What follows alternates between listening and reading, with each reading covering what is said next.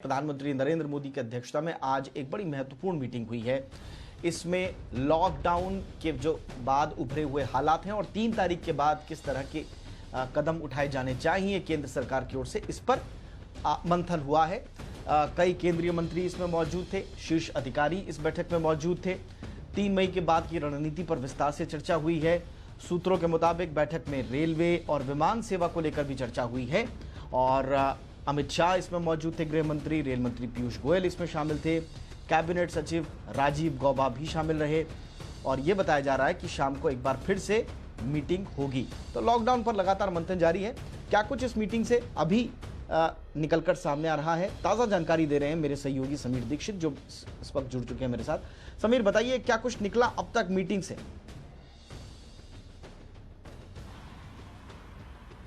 बिल्कुल, ये बहुत अहम मीटिंग हुई है। दिन में 2 ऐसी मीटिंग है। जो पहली मीटिंग थी प्रधानमंत्री के साथ में, जो अन्य कैबिनेट मंत्री थे, सचिव थे, उनके साथ में पहली मीटिंग तकरीबन 2.5 घंटे चली।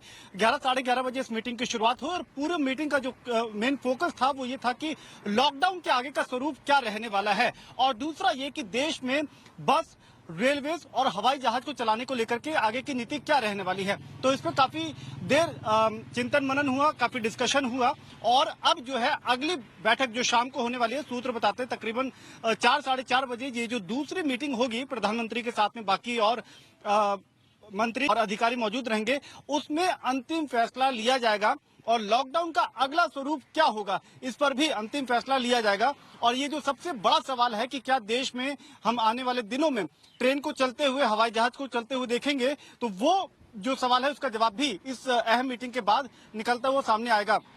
लेकिन जो सूत्रों के मुताबिक जो स्ट्रेटेजी अभी हमें पता चल रही है उसमें यह है कि सरकार ये चाहती है कि पहले तो जो मजदूर अलग अलग राज्यों में फंसे हुए हैं उनको ज्यादा से ज्यादा बसेस से, रोड ट्रांसपोर्ट के जरिए उनको उनके संबंधित राज्य में या फिर जिलों में पहुंचाया जाए। तो उसके लिए तो गृह मंत्रालय ने अपनी तरफ से दिशा निर्देश जारी कर दिए हैं, वहां से हरी झंडी मिल गई है और अब राज्य अपने अपने स्तर पर कोऑर्डिनेशन कर रही हैं। तो ये एक पहला कदम जरूर आप देखेंगे जिसमें मजदूरों को उनके मंजिल तक पहुंचाने के लिए, उनके राज्यों तक पहुंचाने के लिए पहला कदम तो उठता हुआ देख लिया गया है।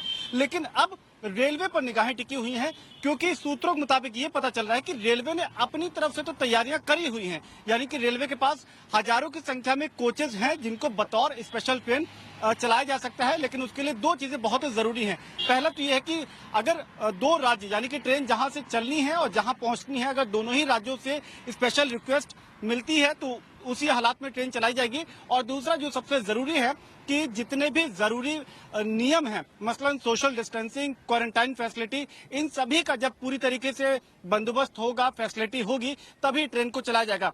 तो ये जरूर है कि रेलवे की तैयारियां हैं, लेकिन ये देखा जा रहा है कि कितने मजदूर कितने इलाकों में फंसे हैं, उनको कैसे निकाला जाएगा, किन राज्यों से रिक्वेस्ट आ रही है और अगर ट्रेन चलाई भी जाएगी तो उसको किस तरीके से ऑपरेट किया जाएगा। मसलन एक कोच में कितने मजदूर बैठेंगे। जैसे अभी एक ही ट्रेन चलाई गई है, वो तेलंगाना से झारखंड के लिए चलाई है, एक ही ट्रेन चली है। ये स्पेशल ट्रेन में 1200 मजदूरों को तेलंगाना से झारखंड के हटिया तक पहुंचाया जा रहा है और इस ट्रेन की खासियत यह है कि 1200 मजदूरों को 24 कोच में ले जाया गया है और हर कोच में 56 मजदूरों को बैठाया गया ताकि सोशल डिस्टेंसिंग का, इस नियम का पालन किया जाए।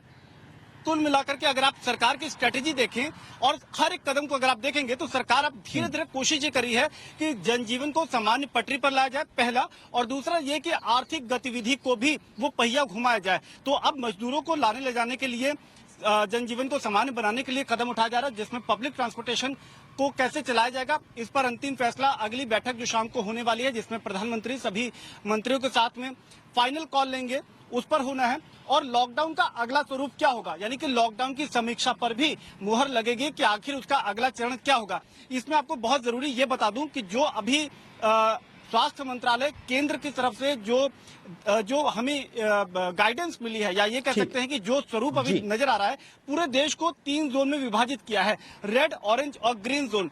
319 जिले ऐसे हैं जो ग्रीन जोन है, यानी कि वहां पर कोई भी कोरोना पॉजिटिव केस नहीं है। तो ये आप लगभग तय मान के चलिए कि स्वास्थ्य विभाग की तरफ से इन जोन में बांटा गया है। लेकिन समीर, ये बताइए, क्या कोई ऐसे संकेत मिल रहे हैं कि लॉकडाउन खुलने से पहले कल या परसों रणनीति अगर बन जाती है तो कल तक या आज शाम को या कल तक प्रधानमंत्री कोई संबोधन दे सकते हैं? क्या कोई ऐसे संकेत, ऐसी कोई चर्चा? जी देख, आज तो नहीं, लेकिन 3 मई को ये लॉकडाउन पूरा हो रहा है, जो दूसरा चरण है। तो माना यह जा रहा है कि शनिवार को शाम तक में केंद्र सरकार की तरफ से कुछ नए दिशा निर्देश लॉकडाउन 2 को लेकर के, या लॉकडाउन के अगला स्वरूप क्या होगा इसको लेकर के शनिवार को कुछ सामने आ सकता है। ऐसा इसलिए उसके पीछे एक वजह यह बताई जा रही है, जो हमने गवर्नमेंट के टॉप सोर्सेज से पता किया था, उसमें एक वजह यह बताई जा रही है क्योंकि जब पिछला लॉकडाउन यानी कि लॉकडाउन 2 का जब अनाउंसमेंट किया गया था 14 अप्रैल को, वो उसी तारीख को एक्सटेंशन की बात कही गई थी। तो बांद्रा में जिस तरीके से बड़ी संख्या में लोग इकट्ठा हो गए थे, हालांकि उसकी तमाम अलग अलग वजहें बताई जाती हैं, लेकिन ऐसी स्थिति ना हो और किसी प्रकार की कंफ्यूजन ना हो, तो सरकार का ये मत है कि अगर लॉकडाउन में किसी तरीके का बदलाव या इसको बढ़ाना भी अगर रेड जोन में, तो इसके बारे में एक सूचना सही समय पे और थोड़ा पहले दी जाए। तो ये माना जा रहा है कि शनिवार को सरकार की तरफ से कुछ औपचारिक ऐलान हो सकते हैं। हालांकि इसके लिए बहुत जरूरी यह है सबसे पहले कि ट्रांसपोर्टेशन की व्यवस्था या उसका स्वरूप क्या रहने वाला है, तो उस पर अंतिम फैसला जो शाम को अगली बैठक होने वाली है उसमें लगभग तय हो जाएगा। इसमें इसलिए भी जरूरी है क्योंकि रेल मंत्री पीयूष गोयल हैं, एविएशन मंत्री हरदीप पुरी हैं और साथ ही तमाम सचिव और राज्यों के जो मुख्य सचिव हैं उनके साथ लगातार कोऑर्डिनेशन वगैरह की जा रही है। तो यहाँ से हम देख सकते हैं कि लॉकडाउन 3 या ये हम कह लें कि लॉकडाउन के 2 के बाद में क्या कुछ रह सकता है, खासकर रेड जोन वाले जिलों को लेकर के, वो नए दिशा निर्देश शनिवार शाम तक हम देख सकते हैं। तो शाम को जो मीटिंग होगी उस पर अपडेट्स आपसे लेंगे, आप नजर बनाए रखेंगे।